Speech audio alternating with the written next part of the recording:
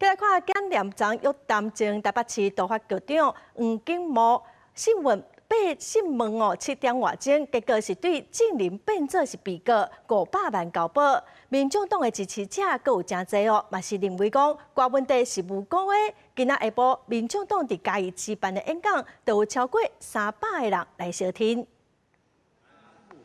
有没有什么话想要说？较无4点钟，就欠有到500万保证金，请那些写字挂嘴暗的前台北市督法局长黄景模交保离开。面对提问拢无应，13尾仔嘛以证人的身份，互人约谈，煞当场选被告，涉犯贪污的道理罪，限制出境出海也较极大。但他接受到柯文哲的命令之后，他奉命行事，所以一样是图利哦。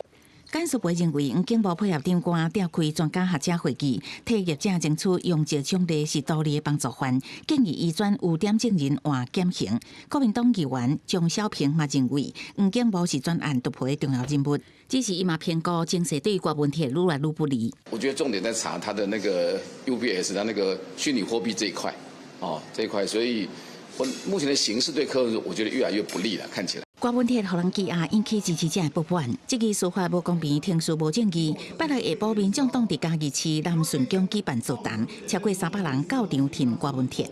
他用他的意志力，在跟这个可怕的绿色恐怖在对抗。